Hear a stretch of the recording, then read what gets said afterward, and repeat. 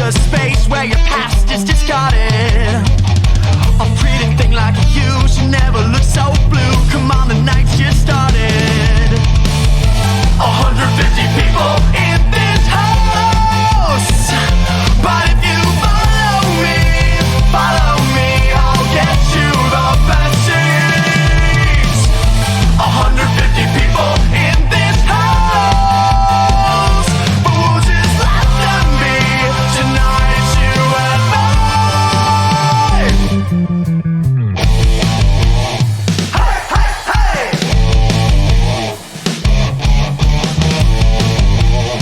Hey, hey, hey. The lock is off the door. I take a lap around. I'm looking for the flask you hid in a drawer. And when I find it, then my eyes meet yours. I took you away, guess the band starts to play, but another girl gets in the way. She thinks it's hers instead of yours. And now my baby's starting to burn. 150 people in this house, but if you follow me, I'll get you the best seats. 150 people in this house, but we'll just let them be. Tonight it's you and me.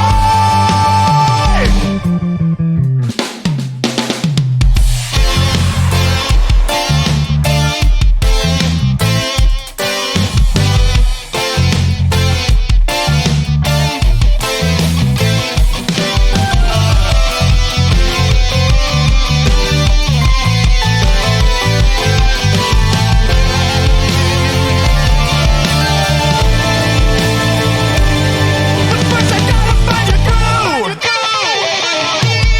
150 people in this house, but if you follow me, I'll get you the best seats. 150 people in this house, but we'll just let them be. Tonight it's you and me. Hey, hey, hey.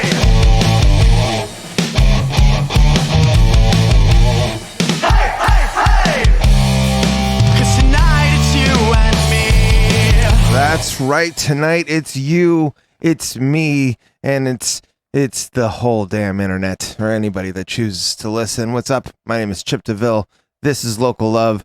You are here with us at echoplexmedia.com. Thank you for tuning in live on Twitch. And if you're listening to the podcast, bless your soul. Now go and share that shit.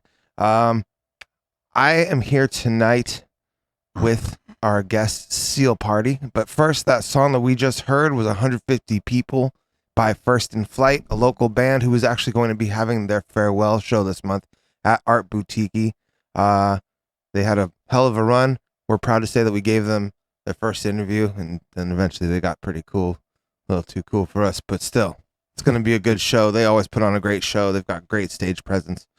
But tonight, as mentioned before, I have Kevin and Chris from Seal Party, local band from out in the Bay Area. You guys are from San Francisco, correct? Yeah, he's San Francisco. I'm East Bay, so Nice. we meet in like Yerba Buena Island or something like that. Right on. Between us all, we make a triangle. That's right. Thanks. So Yep. You Yep. gotta Thanks for cover- having us, Chip. definitely, man. I'm so glad you guys could make the journey out.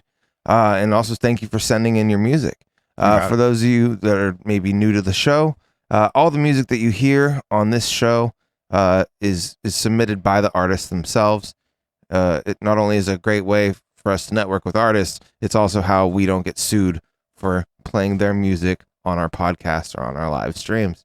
So it's it's good for covering our ass and for introducing you guys all to new music. Always important. Yeah. We also have a 24-hour stream of music of all the music in our library, or most of it. And you can tune into that by going to echoplexmedia.com/radio or eplex.xyz. But great way to find some new bands, find some bands that you maybe didn't even know existed, and you can do a little bit deeper digging. But yes, tonight, Seal Party. Kevin, Chris, how you guys doing tonight? Doing well. I'm great. Doing well. It's a pleasure to be here. Excellent. How'd you guys hear about this show? Mastodon. Oh, no shit. Yeah, I found you on Mastodon. I had just sort of been swimming away from the waters of Twitter, and you're one of the first things I found on Mastodon was Echoplex Media. That's all producer Dave right there. That's Yeah. awesome. Yeah. Well done, producer Dave. Cool. Yeah. Well, that's awesome, man. So, and then you guys are both have pretty extensive backgrounds in the music scene, from what I've been. We've been at this a long time Yeah. in a variety of configurations and with a lot of different people. So yeah, we've played on other people's records, produced other people's records. Mhm. Chris is much more of a studio animal than I am. Okay. He's a producer, engineer, session drummer. I do my share, but he really lives and breathes studio Well, work. then drummers, I feel like, are all kind of renegades to some degree. You know, like Absolutely. they go where they're needed. You know, like, Yeah. Mhm. And in this case, I figured out that if I just get a really great setup in an awesome room, then the music will come to me. I can do it at home, or not at home, but my home studio. That's Right. great. Right. That's pretty awesome. Yeah, so it's it's nice to I get to work at one of the best studios ever built. I think it's pretty Yeah. great. It's at Hyde Street Studios up in Yeah. Studio Oh. C. I've Yeah. heard of that place before. From my Yeah, brother. and so I'm pretty blessed to be part of that place and get a chance to make records there, which is what I've always wanted to do. So That's great. Yeah. Well, so now Seal Party is a bit of a newer project, correct? It is. We just put out our first record. Uh-huh. So it's Chris and me and whichever people manage to make it to the party that day, Okay. really. So different songs have different players on it. Some of the people are Bay Area, some of them are Chicago, New York, depending on who's coming through town. I had noticed that, actually. I was doing a bit of homework on you guys, like checking out the Bandcamp and everything like that.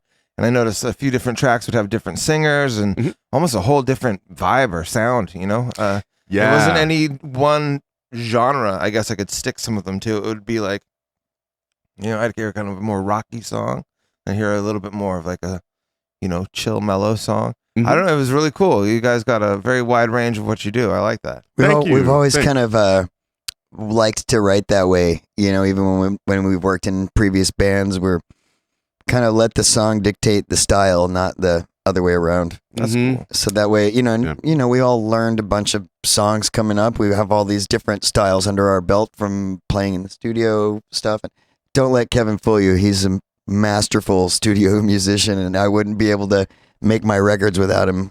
Really, Ah. 'Cause, you know, he brings a deep knowledge and really great attitude. So, you know, we kind of just got a versatile.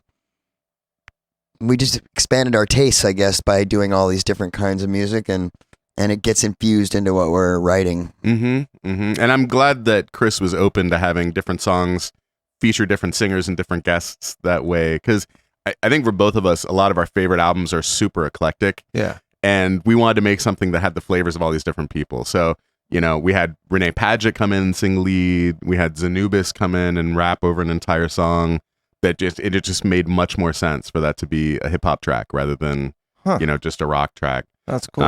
And thankfully, you know, we have these incredibly talented friends who are open for coming over and just adding to it and jumping into the fray. And Yeah, sometimes, you know, I work at the Black Cat Jazz Club as a sound engineer, and and it's a block from the studio. Oh, nice. So quite often people be coming through on tour, and I'd bring them over to the studio and we do a little trade.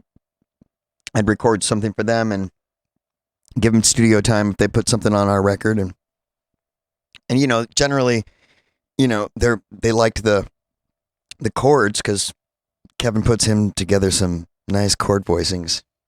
So these guys were, you know, titillated enough to want to do stuff, and so we got a lot of really great members to the community, and we see it as like an ever evolving cast of characters we can call upon. And when we're on tour, we're going to be bringing them up as special guests when we go through their town and stuff. So it's going to give us but we still have a core group that, is kind of anchoring things while we play live. But in the studio, it's nice to be able to just let the pursuit of flavor guide your choices a little bit, Well, if you guys could maybe pick a first song we could introduce the audience to, what of the ones that you've sent us in, what would you want us to play first? How about we start with Maison? Maison, that's great. I was actually watching that music video earlier today. We'll talk about that after this. Stay tuned. Local love. We're here with Seal Party. Join the chat. Ask questions. Have some fun. It's Tuesday night. What else are you going to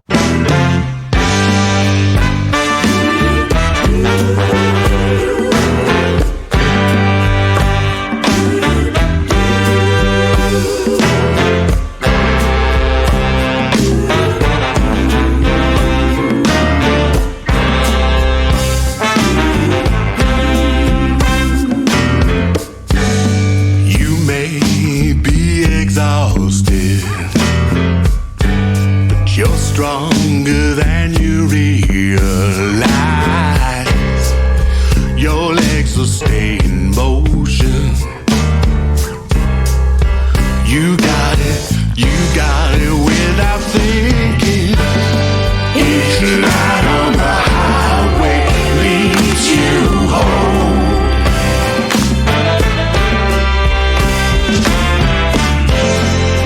Siren can call you to a shipwreck of your own. Each breath is slowing down your time.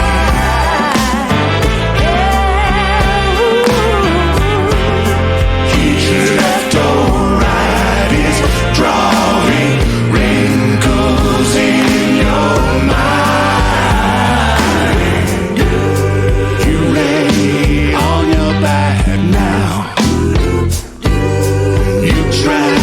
To a warmer ride. Your legs will stay in motion. You got it.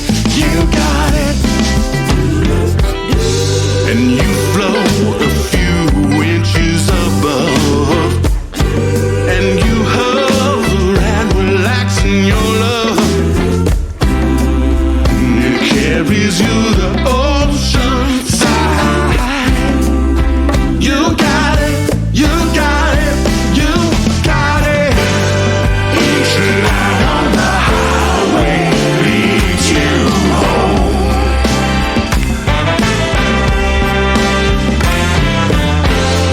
Each siren can call you to a shipwreck of your own. Each breath is slowing down your time.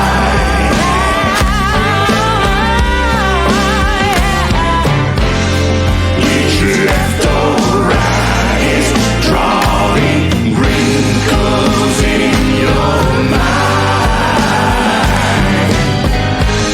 So leave it behind. So leave it behind.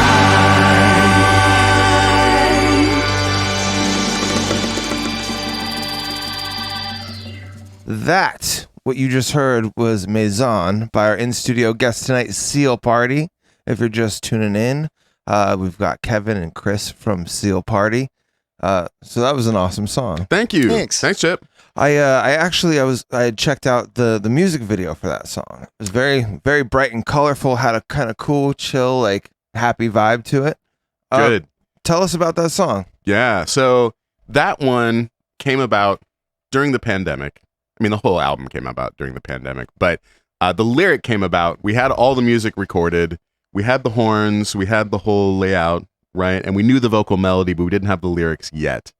And what came about was some advice that I was giving to my son, because my son was having a really tough time as everybody was. But you Pandemic know, was hard on kids, man. pandemic was really hard on kids, and he was in 4th grade at the time, and he was coming to a lot of our sessions. So he would hang out while we were recording. He would just be in the little vocal isolation booth with his laptop on Zoom, doing his classes from remote and stuff like that. Oh, but wow. you know, he missed his friends and he missed recess and all that stuff, and he was having a really hard time, and he was getting really down on himself. And one of the things that came up is, you know, if you have these repetitive thought patterns where you're thinking really bad things about how, like, oh, nobody likes me or whatever that is, you're sort of digging these grooves into your brain, you know, like you're wearing the footpaths into a path that becomes an actual walking path, and you don't want to like repeat those negative thought patterns. And that kind of led into this bigger chorus of, you know, how you're looking at the world around you. You know, if you're on your way home and you see the lights on the interstate, are those blinding lights that are antagonistic, or are they leading you to your front door? You know, are they helping you out? Yeah, it's kind of like you do have a control over very little in this world, Right. but you can't control what you think about and what you choose to dwell on, you know, To some extent. to some Hopefully extent. you can. Yeah, I mean, you know, we like to think we're better at it than we are, but it's nice to be reminded by, you know, and to me, you know, the feeling of being at home is kind of like, I associate that with sort of letting those things go, and you know, you're kind of have a safe space not to be in those modes. you Right. know? Right. So, and it was just, yeah, it was kind of, that's why we also set up the tempo of the song the way we did. We kind of wanted it to remind you to relax. Yeah, you know? it definitely puts out that relaxed vibe. I like that a lot. Yeah. And I would say Liam Wesley Craddock had something to do with that tempo idea too. So he plays percussion on this, and We had a back and forth where we were like, you know, we started the pulse of the song and it's in straight time into the tempo that you can count. And then I was like, I'm going to play that in halftime. And then he was like, I'm going to play half a halftime. yeah. Yeah. And so it set up this really cool thing where you could kind of groove on it 3 different time pulses, you know, 3 different pulses. Yeah. Which made it really fun to sing to and really fun to write vocal lines too.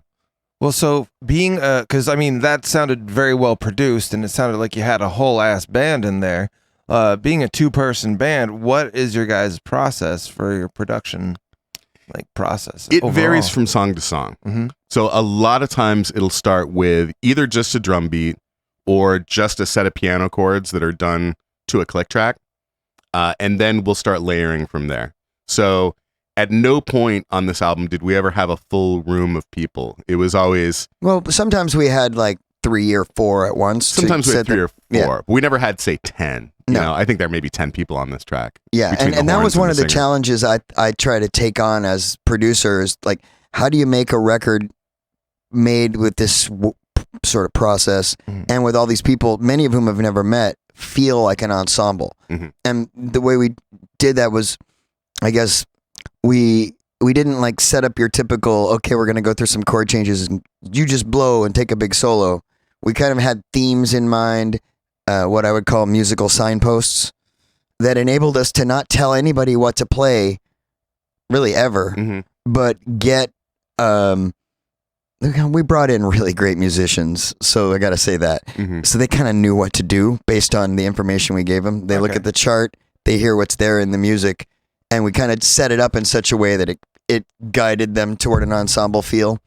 But And we knew what they sounded like. Yeah. So it would be, this person, oh, you're going to sound great on this tune, because it's 16 tracks. There's a lot going on. So, But we ended up, sometimes it was Kevin and I playing together, and we would purposefully track the drums and piano at the same time so that we were not able to do any editing on those, and then we just layer. So we're trying to preserve a interaction vibe whenever possible, even if it was just a couple of us. And then we just made sure to carefully choose who to call in. yeah. And we were having to watch it because we're paying all those people. So we have to be, we didn't want to, I don't think we had too many that we didn't end up using. You don't got time to just mess around. We're go not there Steely with Dan intention. here. We you don't know? have Yeah. the budget to just hire 6 soloists on a song. Yeah, yeah. Right. Right. All right, guys, we're just gonna spend the week and see what happens. Fuck it. Exactly. Yeah. It's got 10 different people playing this solo section. Yeah. We'll stitch we'll it comp together. it. We'll comp it together. Right. No, Yeah. but we didn't have to even do that. Most of the time, it was just like we would get better results than what we would have asked for. Mm-hmm. Okay. Mm-hmm. Which is that's how you know you're doing a good job of producing a record in my mind. You know, So in the event of a live show, when you guys take this into a live show, do you usually have other musicians that are just kind of like your backup homies that, hey, what's up? We're going to do a show. Can you come rock with us? Or how does that usually work? Every show but one, Okay. we've had other players with us. We did one show as a duo. Yeah, we in did one. Pacifica. But every other show, it's been, for the most part, the same core people. Yeah, Liam, the assistant producer on the record, works with me at the studio.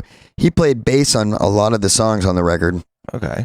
and percussion on a lot of songs, and just basically helped me keep things straight. Mm-hmm. You know, as we were managing all this, and he's usually down for the cause. Yes, absolutely. And so he'll be there playing percussion, bass, or guitar. He's like a utility infielder. Mm-hmm. Yeah, he was on bass for our first couple shows, and then he's been on percussion ever since. And Yeah. on bass, currently we've got my buddy Spence Murray, who I played with in Pamela Parker's band for the last 6 years, Yeah, Spence is brilliant. and he's a great bass player. And he and I, because we've done a ton of shows over the last these last years, we're really good together and improvise well together. So he got excited when he heard the music. He did not play on any of the songs on the record, but really dug it and asked me if he could be, he wants to be in it, so he's kind of like jumped on board the party train. It's always good to have like supportive people in your corner like that. Where it's like, Yeah, I might not be Yeah. like a full-on member of the band, but I'm down to help out where I can. Fuck Yeah, I that. mean, Rock and we roll, kind bro. of structured it this time in the way that like the full-on members are Kevin and I because it's clean, and we don't want to necessarily. I mean, you get a 4-way leadership plan, and it sometimes is really difficult to get anything done. Like, with two of us, it's really easy to make decisions and to just move on things and Mm-hmm.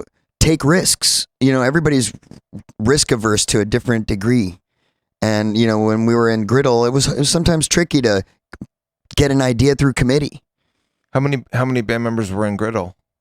Both of us. Okay. Yeah. And then a third member of Griddle co-wrote a song on this record, and he sings the bridge, and he wrote the bridge melody and lyrics and all that. And that's a song Turpentine. Yeah, Okay. we're So still Christopher close 48. with the Griddle boys. Yeah, we're all still friends. and But stuff, we and, that band just kind of ran its course after about 12 years. Okay. Wow. Mhm. That's a hell of a feat to go longer than a decade with any band, really. Yeah. It is. And we put Yeah. out 6 really good records too, which I feel, is a big accomplishment. Yeah, I'm proud of those records. And I'm proud that we're still hanging out and doing stuff together. Yeah, me too. I mean, Yeah. I kind of, as my time with the Pamela Parker thing started to run its course, I was like, man, I just need to get back to writing with Kevin Aw, because, thanks, man. it's, well, I always loved riding with you too. And yeah, so I'm glad we're able to keep it going. yeah, man. And I'm glad that some of these people were able to get out on the road with us. So we Yeah. went and we played 5 states in the Midwest. Oh, that's great. And Liam was with us and Spence Murray on bass.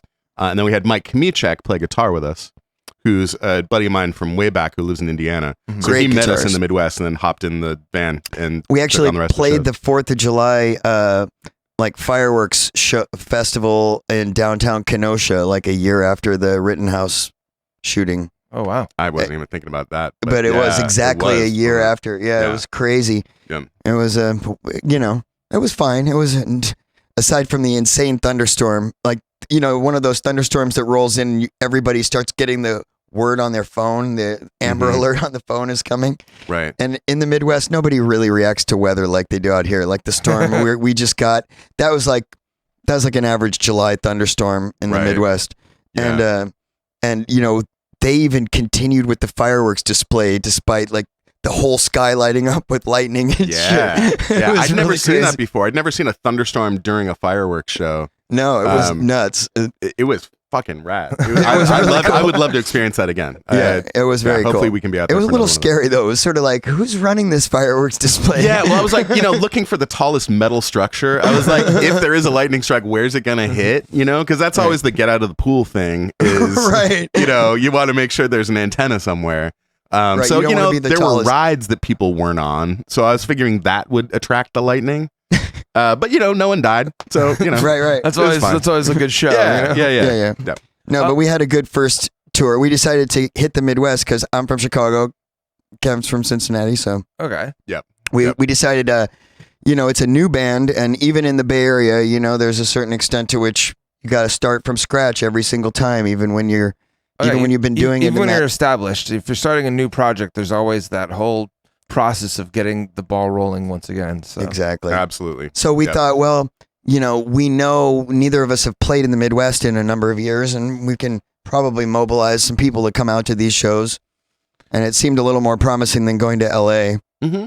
LA is tough yeah. until Yeah, you've LA got is some publicity behind you.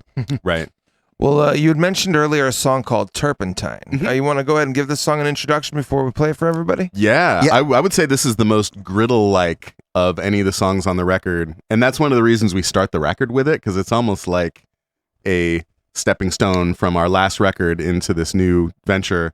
And the fact that Christopher Fortier's fingerprints are so thoroughly all over it made that the way as well. Yeah. But We also have our good friend Rich Armstrong did the horn arranging and played the trumpet and trombone parts on the record. And he passed away in early October after, and he was my go-to guy for horn arrangements and stuff. Anytime I get a client, I'm like, how can I involve Rich? Mhm. And so it's kind of like this song. He opens the record and closes the record with like in Rich style, Yeah.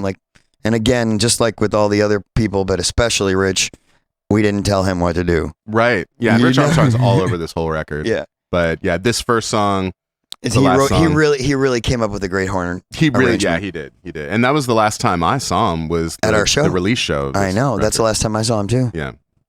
Yeah. Well, we're going to hear it here on Echoplex Media. This is Turpentine. You're listening to Local Love. Stay tuned. We'll be right back with Seal Party.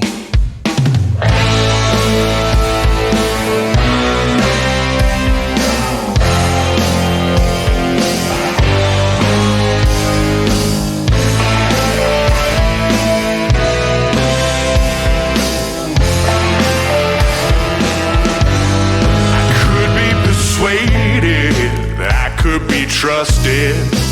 Never been liable, never been busted. I could be confident and all blameless.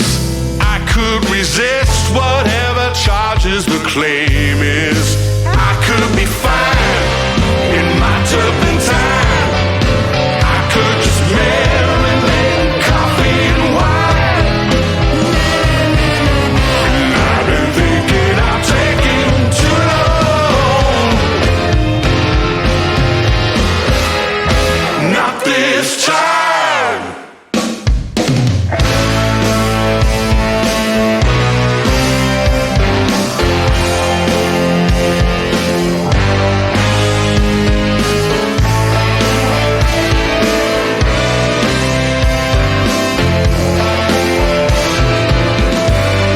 I could be persuaded that I could be trusted.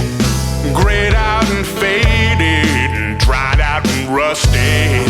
I could be questioned without a conviction. Got my attorneys to peddle my fiction. And I could be fine in my turpentine. I could just marinate coffee and wine. 'Cause I've been thinking I'm taking too long. Not this time. The endless measure tape reminding us there's no escape. And if you make it back,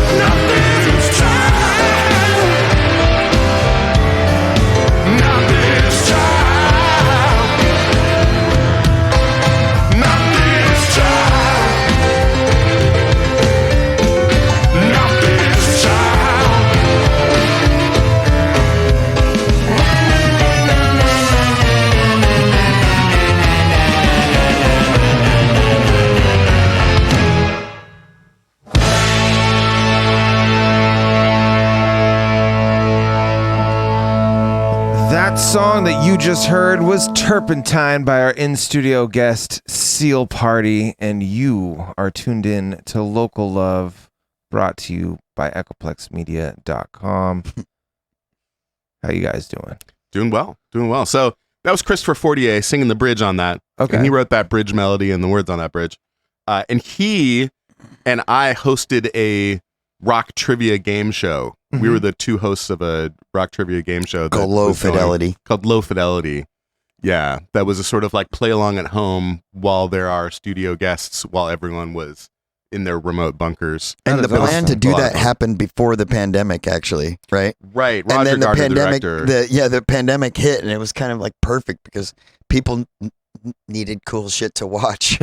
Right. You know, Right. it's only so much Netflix can provide when you're home all day. Mm-hmm. Definitely.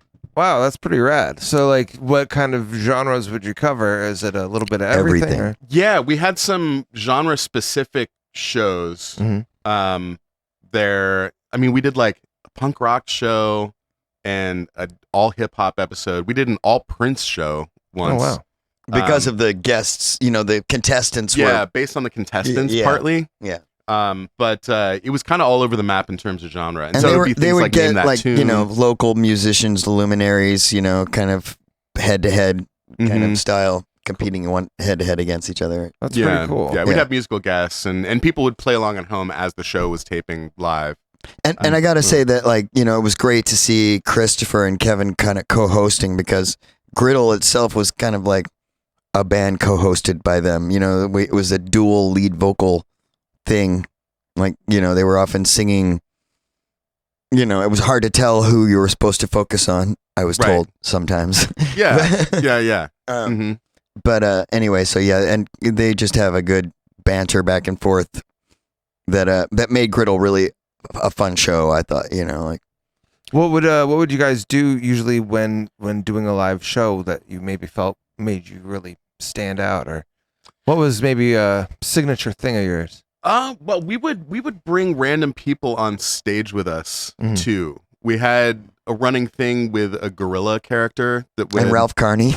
Well, and Ralph Carney, not being a random person, but yeah, Ralph Carney would come up on stage and bring any number of. He was bizarre on like horns. one of our very first shows ever, and just became a fifth Griddler. Mhm, That's pretty mhm. cool. Yeah, Yeah, yeah. I don't know if you know who he is, but he was like one of the most creative woodwind players, on the rock jazz scene. He was really interesting guy. Man of 1,000 horns. Yeah. He played the pocket trumpet and the woogie stick, and of course all manner of saxophone. And we trombone. actually at his memorial we played one of his recent compositions, Right. Manafort, Gates, and Papadopoulos. Manafort, Gates, and Papadopoulos. Yep. Yeah. Yep. Man, say that when you're drunk. That'd be- Check it out. It's out there, I think. I'm glad you had the three names on the tip of your tongue because I was like, yeah, Manafort, Gates, and Papadopoulos. Man, yeah, right. I've been living and breathing this shit, unfortunately, from my Uh, sanity. Yep. This shit is some dark times. Can I If you're say? paying attention. Yeah. Can I say how much I like the red bulb tone of this? Oh, yeah. I always have red bulbs in my own bedroom, and at one point my now ex-wife was worried that we had these red bulbs in our bedroom, and during the day I would have like the curtains open, and she was like, I hope no one thinks this is a house of ill repute or something like that. Which it was not, but I really Sadly. find the red bulbs very relaxing and comforting, and yeah, it's like we're in a developing room developing film. Right. Plus, right. I mean, like most for the Tuesday night show, especially, we have musicians coming through. We all play bars, I think this is a little bit more, makes us feel a little bit more at home. Right. Absolutely. Yeah. you Yeah. know. Well, Yeah. that's what we do at the studio too. The spot where I get to work is Mhm. one of the only studios that's a premium, like world class studio that doesn't feel like you're at an office, Mm-hmm. or it's you don't walk in and feel like, okay, I can't touch anything here. Right. It's like you're in the living room Right. setting, kind the of. clubhouse. Yeah, the clubhouse, which is Mhm. why we call it Wally's Hideout. Mm-hmm. That's great. Um, So for the album, I've actually got a hard copy of the album right here. Well, actually, first of all, let's tell everybody where they could find your band. Maybe the best place to get your music and everything like that. I would recommend going to sealparty.com, Mhm. which can lead you to your favorite social media platform if you'd like, or you can just buy the album right there, or download it or stream it. Yeah, you can go to Bandcamp too. Yeah, That works. You can go to Bandcamp. We're on all the streaming platforms. Seal Party has lots of nice bells and whistles. Yeah, and merchandise. Yeah, the merch page Ooh. actually has a lot of fine options from our friends at Printful. Embroidered hats and hoodies and there's like we took a design that we generated on an AI bot, and it's now an embroidered like 6-inch circle in the middle of a hoodie. You know, it's kind of cool. And anywhere you go, the eyes of the seal seem to be following you. Yeah, especially if it's embroidered. Oh, right. Shoot, in the car I have the hat. I was going to give you the embroidered hat. Oh, I got a sample of it. Oh, wow. Okay. But yeah, we should have it on camera. I don't know what I was thinking. For anybody at home, you can check those out. But there. you could see the thing on the website. And the album's there as well as the new songs that are going to be coming out in the coming months. Yeah, and actually we're going to be doing a thing on the website. You don't know this yet, but this is going to be a thing where our singles are going to get pre-released on the website. So you want to kind of join our Facebook page. We actually have a Facebook group too that I think is even better, because you'll definitely get the message. But we're gonna, if you watch the website, and we're gonna be putting up, content on the regular from our live shows. We'll put up little videos and stuff.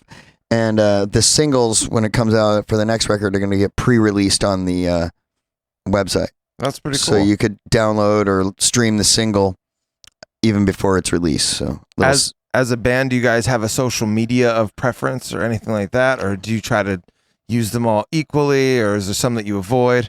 We try to use them all, but I tend to prefer Instagram. Yeah. Something about Instagram kind of appeals to me a little more. I've been just kind of handling the Facebook one because Kevin's doing the Instagram one. Right on. And, well, that's cool to be able to kind of delegate. Man, it really helps not being like a leader by yourself on some shit like this, because there's so much to do. Yeah, the whole tag team pass the baton relay race thing works really well with the two of us. That's pretty cool. And Chris McGrew's fairly tireless.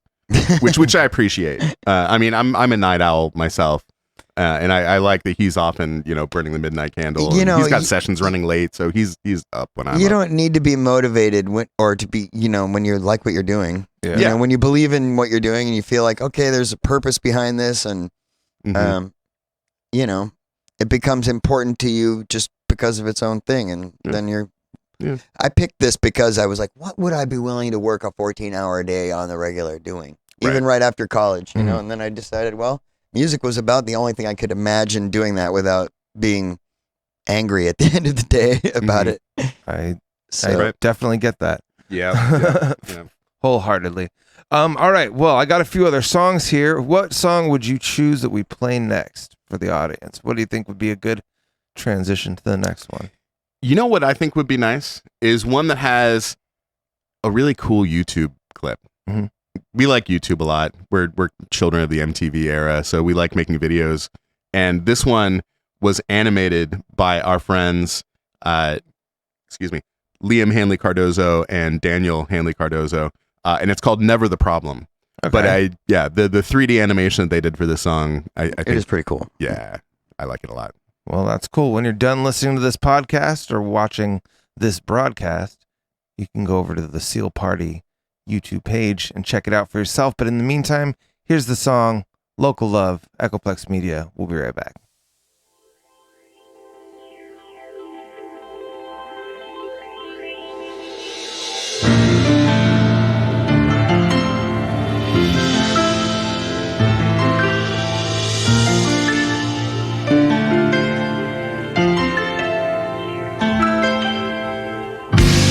Staying home was never the problem. Staying home could be done a million ways. I remember you smelled like good coffee. I remember you back in better days.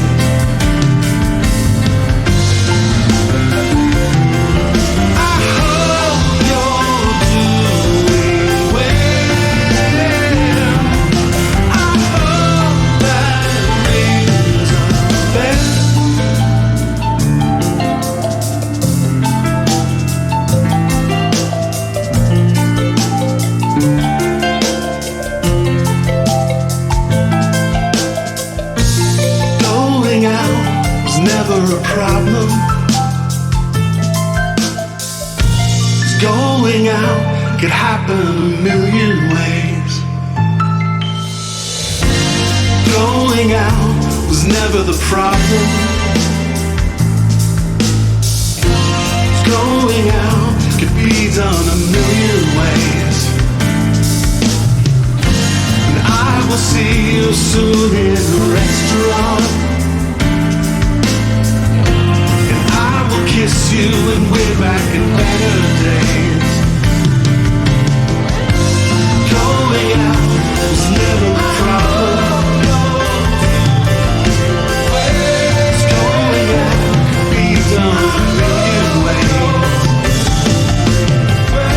Staying home was never the problem. Staying home could go on 1,000 days. Staying home was never the problem. Staying home can happen a million ways.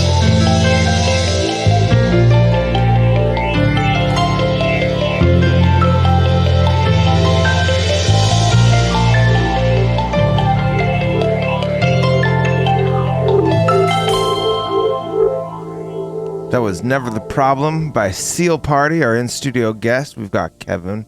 We've got Chris, the collective mind of the Seal Party.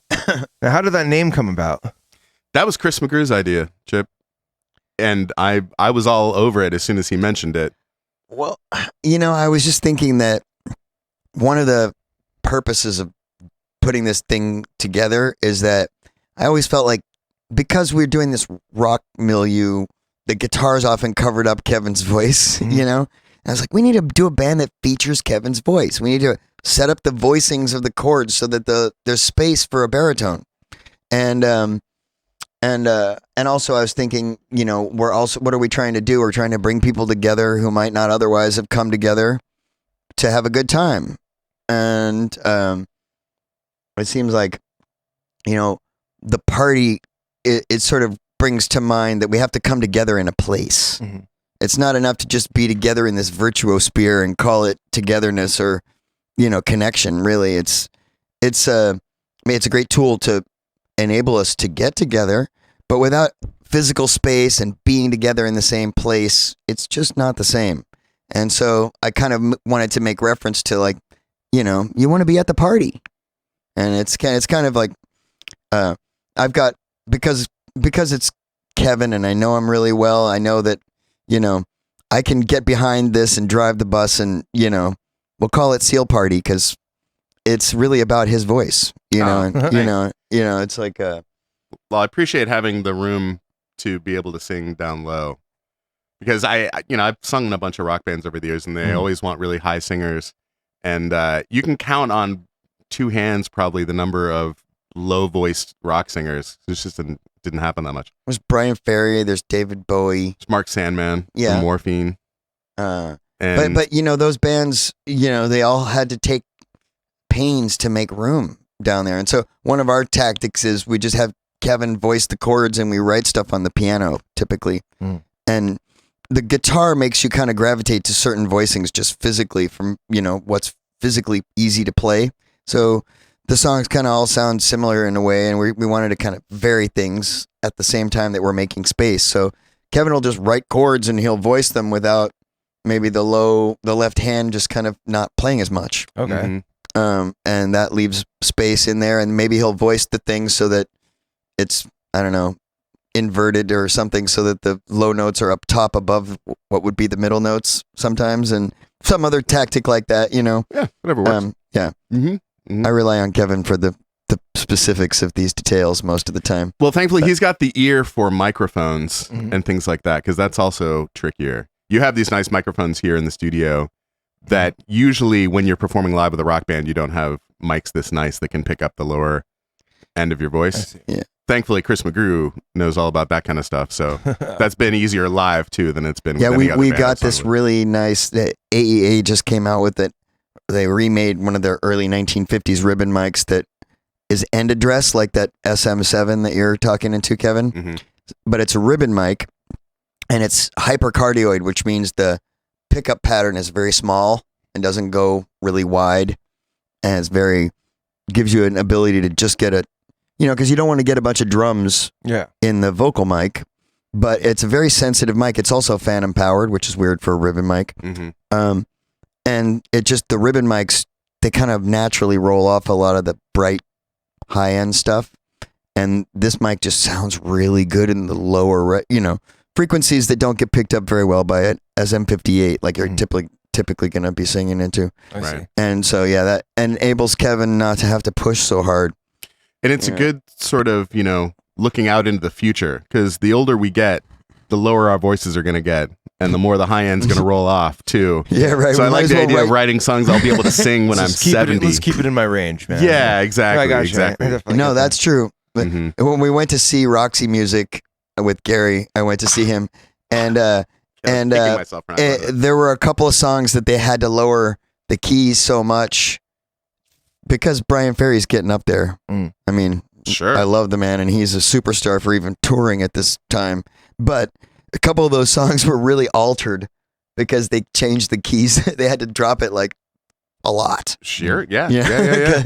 The inevitable march of nature. Yeah. So we're thinking ahead there, but also we're out there just trying to have a good time too, and it's good that we're looking at it like we're hosting a party every time, and we've got and it's also a little bit of a double entendre, like political party, because we're bringing together people of like mind who realize that part of our power is in just our collective attention, even if it's like on a small scale to fill a room with joy. That does something. That's a spark. And when we're out on the road, we can have different guests in every city. Yeah. So we're heading back out to Illinois, Indiana, Ohio, Pennsylvania, Michigan, Kentucky, Missouri in a couple months. May 18th, we fly to Chicago. May and June. And we're going to have different people with us almost every night. That's cool. And so, the ways that these are put together, it's kind of modular. So depending on who's there, we can have them jump up. We've already got plane tickets for Spence and Liam and Kevin and I. Mm-hmm. And then once we get out there, we'll fill out the band with horn players and some singers and maybe hopefully a couple of organ players, maybe. Hopefully a marimba player. For sure. There's a particular marimba player in Wisconsin. Okay. That I'm really, really hoping is going to play marimba on a show. There we go. Well, We'll as far as playing shows like in the Bay Area, do you guys have any venues around here that you prefer to play, or any favorites? We do. Any items that you got to knock off your bucket list, maybe? Yeah. We got to play the Rickshaw Stop and the Ivy Room and Bottom of the Hill. Nice. And the Sweetwater.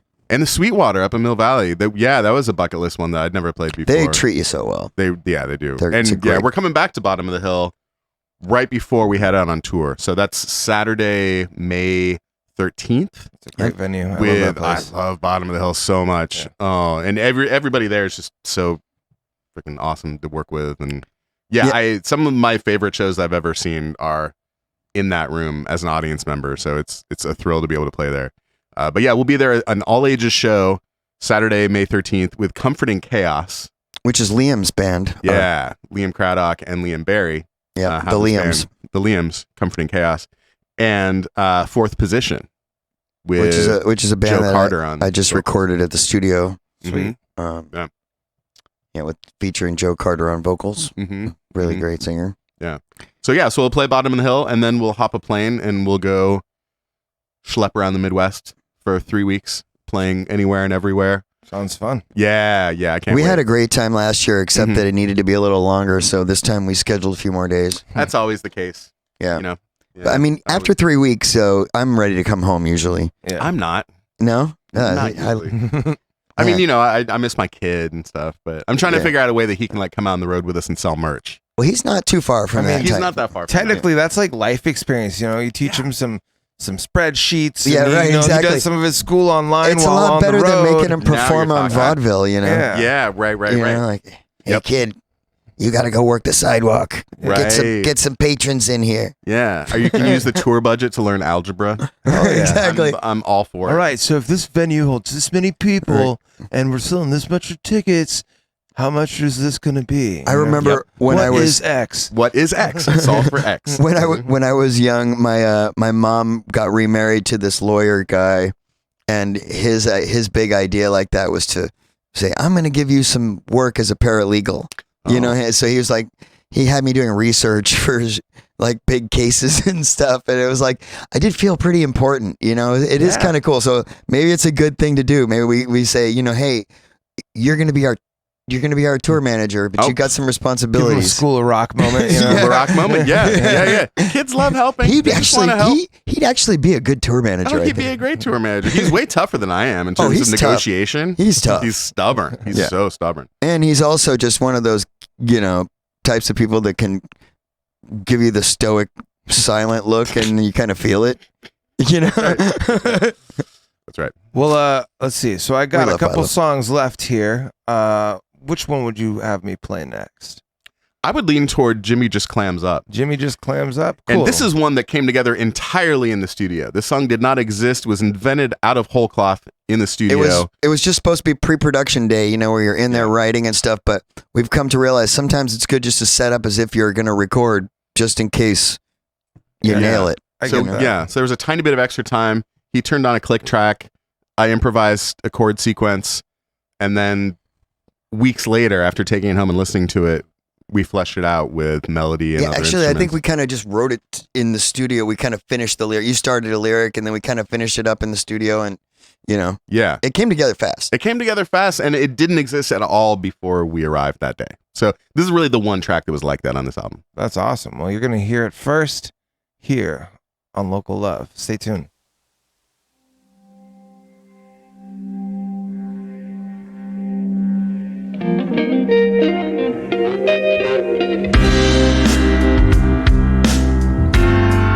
Jimmy don't see too well out of his left eye now. It keeps him from walking to the bodega very often. Jimmy don't feel too good in his left eye now. But every time he manages to get down the block, he sees that one lady who works the register, and Jimmy just clams up. One of these times he's gonna ask for a number. Jimmy woke up and got high, and it keeps him from walking to the bodega anymore. Jimmy got so high, he don't feel too good. But every time he manages to get down the block, he sees that one lady who works the register, and Jimmy just clams up. One of these times he's gonna ask for a number.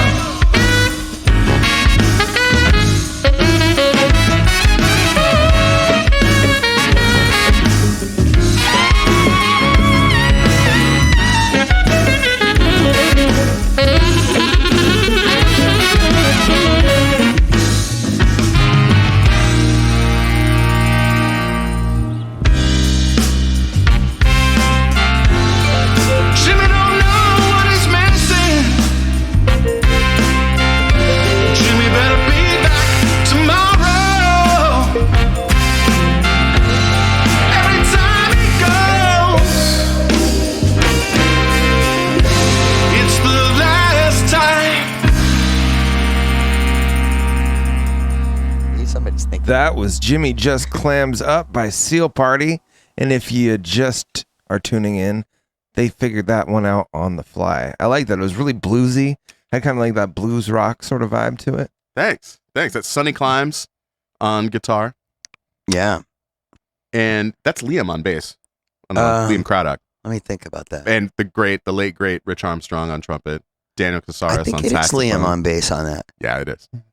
You know, the thing that was great about Liam's bass playing, I mean, we have all these wonderful bass players we can call in, but a lot of times, even though Kevin's not playing a lot of chords with the left hand, sometimes he set up a bass line while we were, especially on this things that were tracked just drums and bass. Mm.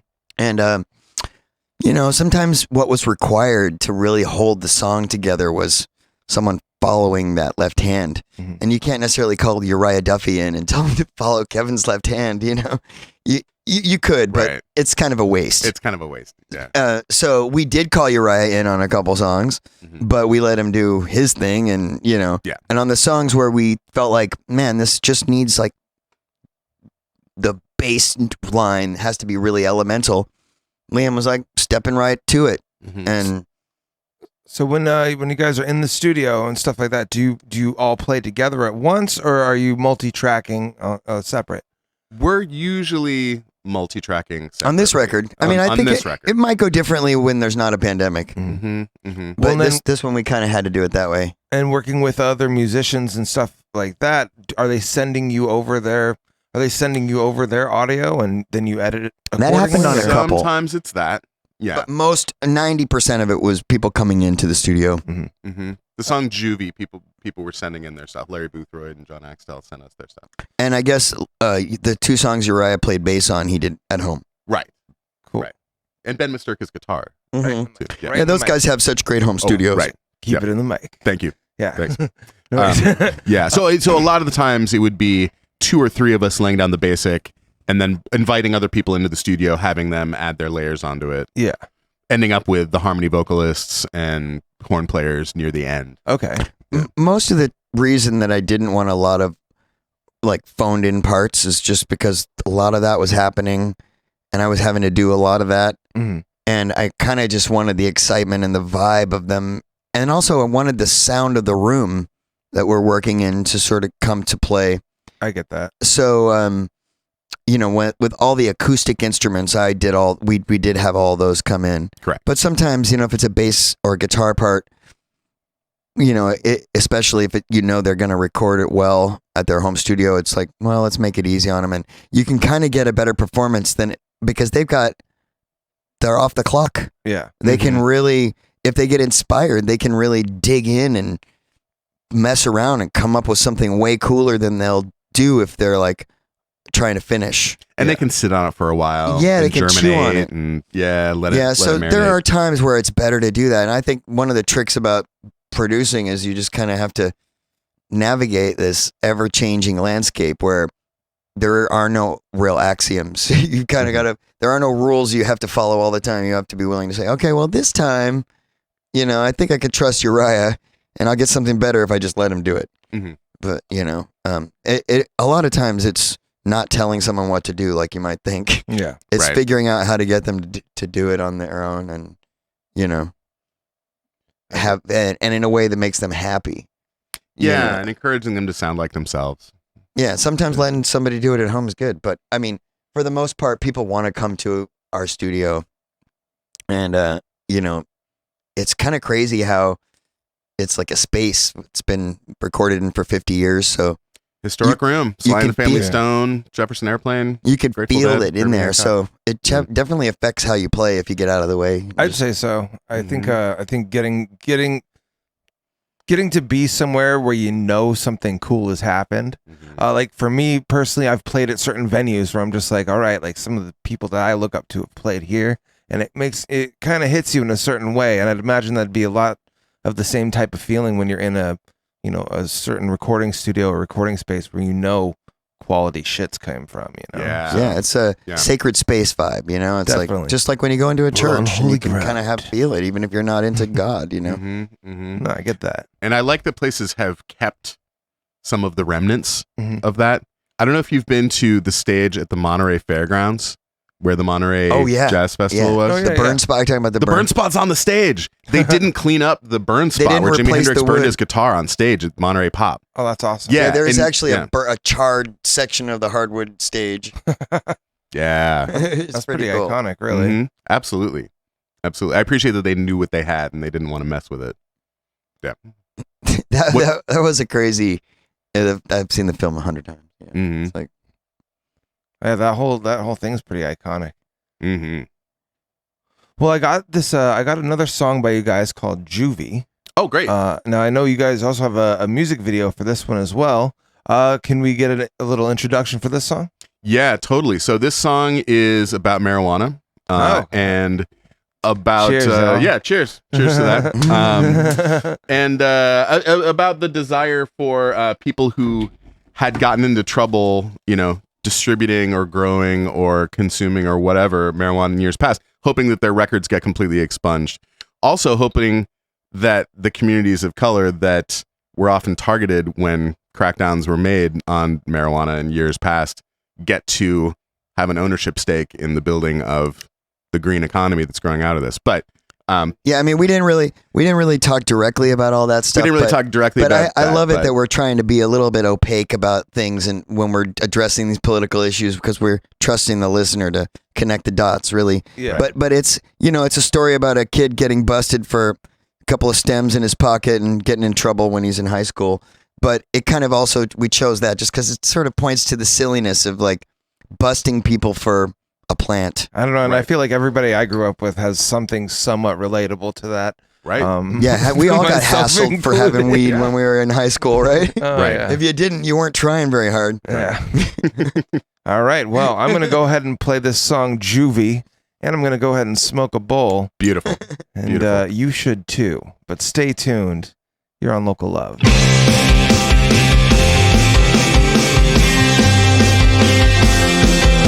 The orange without a rind, the snail who left his shell behind, kept and still unknown, never far from home. The DA's face was kind, he was persuasive. The foreman stared at the table and spoke up slowly. The creaking of the leather chairs sounded just like a broken mattress, and every juror continued to look at the ground. The Ziploc bag on the stand, the cop said he held in his hand a pocket full of stems and 2 loose M&Ms.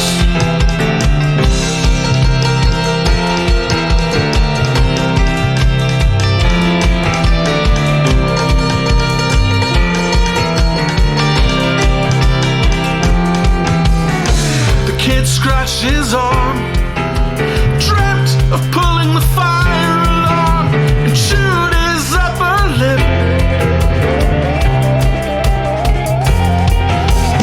I won't ever have to go to school again. I'll never have to finish that chemistry lab. I just wish my mom would stop crying. This really isn't that big of a deal. The bailiff turned him around and adjusted the cuffs.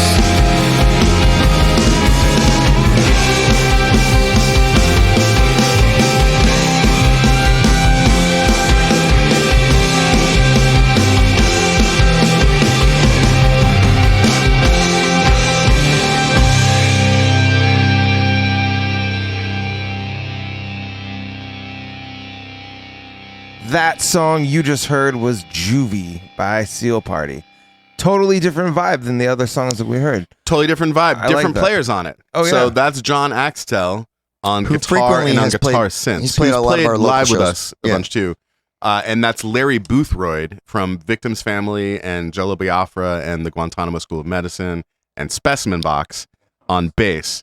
The Guantanamo School of Medicine, which Which is Jello Biafra's new band. yeah. Larry Boothroyd's amazing, by the way. And when He's- when yeah. I first moved here in '89 and throughout the '90s, those two guys were in 2 of my favorite bands, local bands, and Victims Family and Psychofunkapus was Johnny's band, and they were like, I was 20 years old at that point, 21, whatever. They were my kind of my heroes. But then over time, I became friends with them and played a lot of shows with them on the same bill. And I believe, correct me if I'm wrong, but I believe they had never played together before working on this song. No, And they knew of each other because they were both like North Bay guys. Yep. Santa Rosa, Petaluma. Yep. And they had not ever played together until being on this song. Yeah, so And- this is a perfect example of the Seal Party mission. We're bringing together people who should be hanging, who just haven't had occasion to get together. Right. And there's a lot of common ground between their musical lexicons, that Right. they use. So it was cool to, put them together on a track. And Larry Boothroyd just put out an album that came out last week called Remote Communion. That's a double LP on Secret Serpents that's entirely made by him sending around tracks and people sending in stuff from all over the world. Yeah. Various home studios. Kevin and I both contributed. Yeah, we're both on that record, and Christopher Fortier and Jello Biafra and Yeah, actually, myriad others. I'm on, Nolan Cook. The track that I'm on is with Nolan Cook, Jello Biafra, and Larry, and who else? No, I guess that's it. Mm. Yeah, the reunion, class reunion song. Right. But yeah, Specimen Box is Yeah. that, and It's a beautiful cover. It comes with 3D glasses. mhm. That's cool. Yeah. I don't know, the work that goes into album art. I've always been appreciative of that.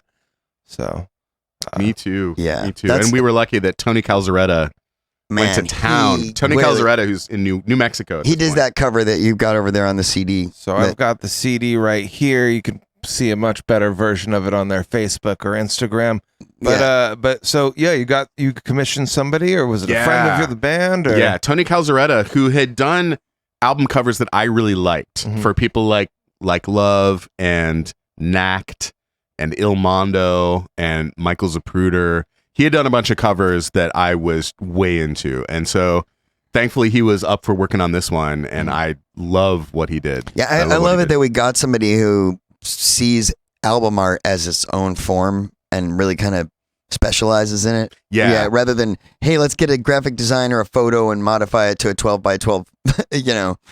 frame. Mhm. Well, do you give them kind of the idea? Are you saying, hey, this is what the album is about? Do you let them listen to the album? Let him listen to the album. Okay. Yep, let him listen to the album, and gave him, I think, basically the text that we knew was gonna appear on the CD, Mhm. and he had it for several months, I think, before We talked even. we talked. Yeah, we let him kind of like stew with it, but it's sort of like having the musicians we had in the album, where we're like, you do a Tony Calzaretta thing, it's open terrain, and you have lots of time, just bring to it what you feel with it. And so after listening to it a bunch and going out into the desert outside wherever he is in remote New Mexico, he emerged from the desert bleary-eyed and sweaty with Yeah. with this idea. I mean, we did have a little conversation, but it was, mostly, we were trying not to be too, we were trying not to steer too much, Mm-hmm.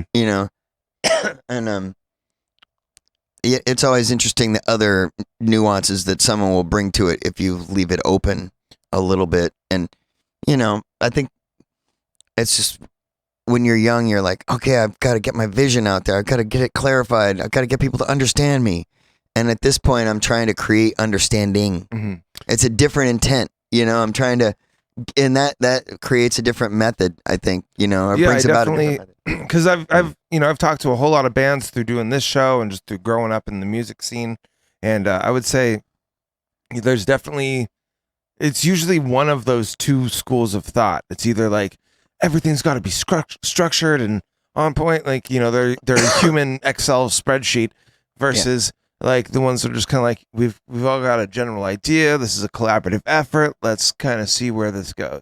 Right. And there's really no like right or wrong way to do it, but it's always cool to see what works for Mhm. people, because Yeah. And it can be different depending on the album and even the track. You Yeah. know? Even You the may track- have a really, really concrete idea of exactly how you want a certain track to be arranged, or you have a loose set of chords that you're really curious what Keon Harold is going to sound like on it, or Yeah. Well, I'm always going to be curious to see Me what too, he sounds me too. like on it. Yeah. But yeah, I mean, I think part of it is just being open to even a rigid plan. Mhm. But Mhm. it's part of being, you just got to be open to letting the song kind of drive the thing. And that's also why it's good to have just two of us making final choices. And obviously we want the input of the core members. We want them to like the music and have fun.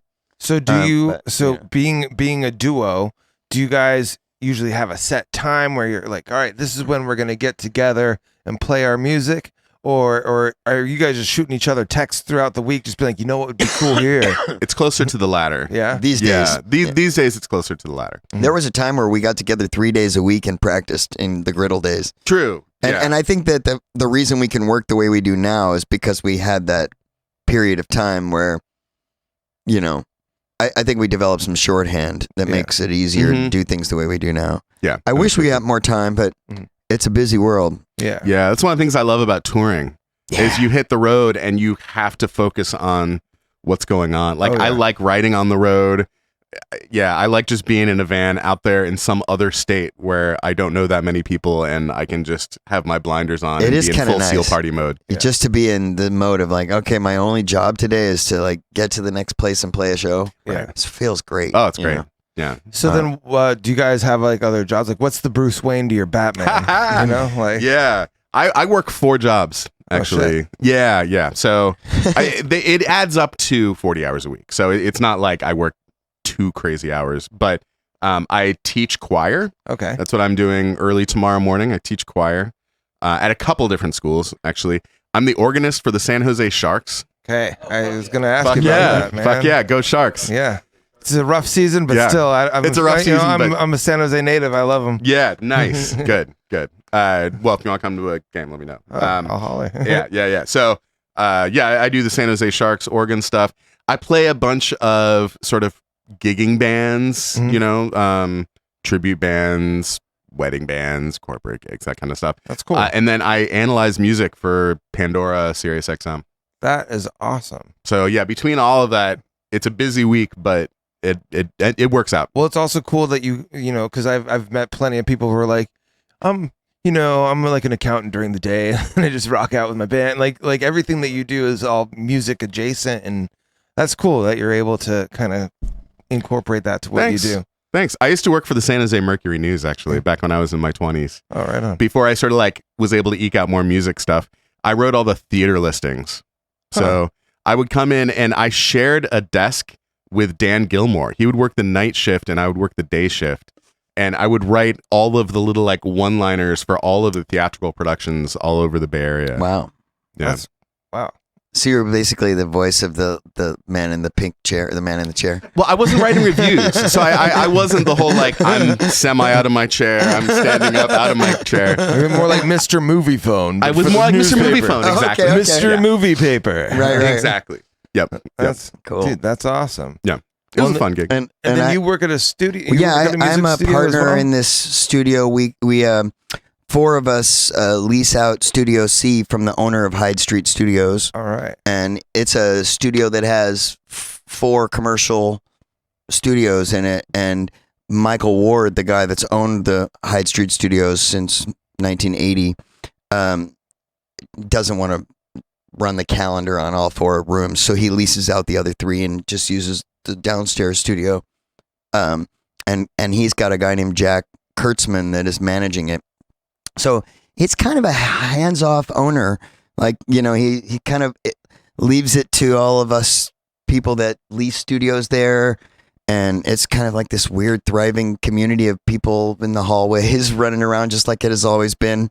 Cool. You know, having fun, making music, talking shop, you know. So that's my main thing. I'm one of the producers that brings clients in and makes records. That's great. And that's what I'm happy to say that's what I get to do. That's I have awesome. I think I have 6 albums in production right now for various bands and songwriters, and a voice, and I'm wrapping up an audiobook.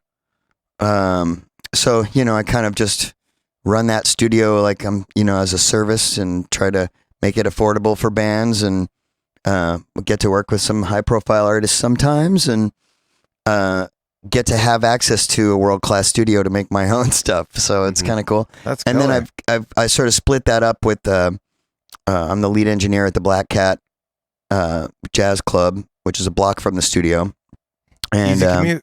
It's important in San Francisco. Or yeah, East Bay so and I've kind of everywhere in the Bay Area now. I've been working there for the last 4 years, and have, you know, tried to build a reputation amongst all the musicians that they're going to get treated well by the sound team, and among the people that go to see the show, that the sound's going to be really good. So I've been really enjoying that. It's nice to get paid to listen to the best jazz. Oh, the Black Cat's such a fun club, Yeah, too. and, I had such a great time. He curates. The owner goes to New York and finds the best bands and plucks the sidemen, Robert Glasper's band, and says, "Hey, why don't you come out here and come out here?" And he brings bands out for 3 days and 5 days sometimes, and they just get to do a little residency. And so anyway, I've been doing that, and between those two things and playing in Seal Party, I'm pretty busy.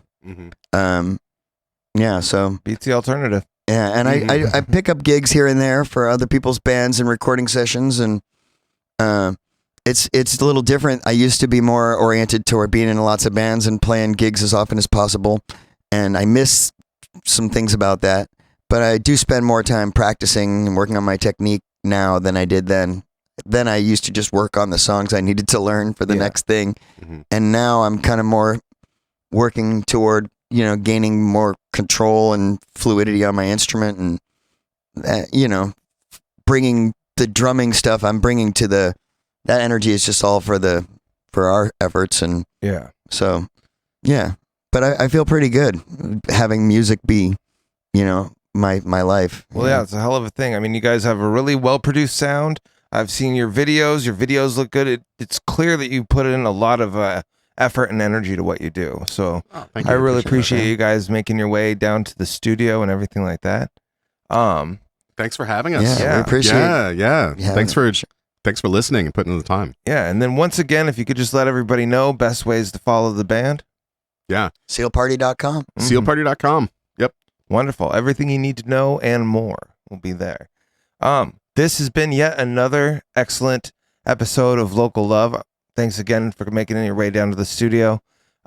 We've got one last song by Seal Party here. It's called You'll Be Fine. You want to go ahead and tell us about it real fast?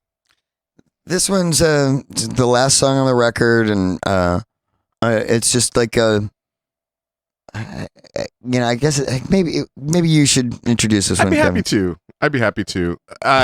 So I don't know what to say. Yeah, this one had been kicking around for a while when we first started putting the songs together for this record, and a lot of this record dealt with sort of self-care and trying to get through difficult times and trying to navigate unsteady terrain and that kind of thing. And this song deals with that you'll be fine. You'll be okay. You're going to get through this. You'll be all right. It's uncomfortable to have, your whole perspective change the way that is happening to us all.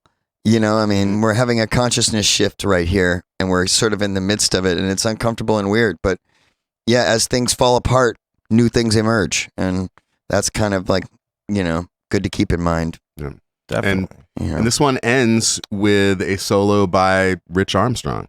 So yeah, we were really lucky to have gotten to work with him as much as we did. He was a really beautiful, brilliant guy. I'm sad we don't get to play more shows with him. I'm sad we don't either. But he was also a great music teacher. He taught the music programs at the Waldorf School in San Francisco. And oh wow, I actually went to the one in Los Altos. No way. Yeah. Oh wow, it was a weird experience, but it was a thing. Yeah, it was a thing. Yeah. That's wild. Interesting.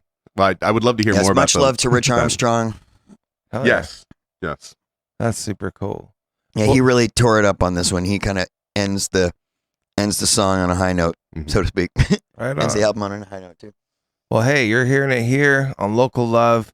This song's called You'll Be Fine. It's by our in-studio guest tonight, Seal Party. Stay tuned. If you're listening live, we've got more red light going on after this show. But if you're listening to the podcast, thanks again for listening. Please share it. Just text it to somebody. Don't even give them an explanation. Just send it. Your odds are pretty good of somebody listening. We'll see you next Tuesday. And this is You'll Be Fine by Seal Party.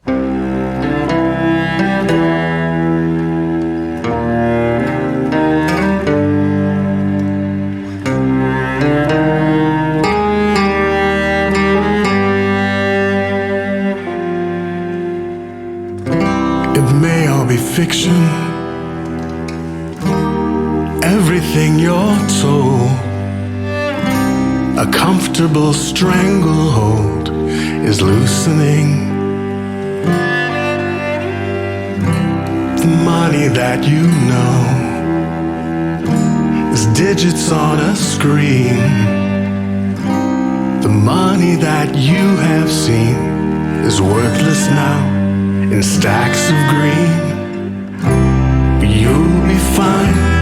You can find water in the strangest places, and traces of oxygen in the darkest of stars.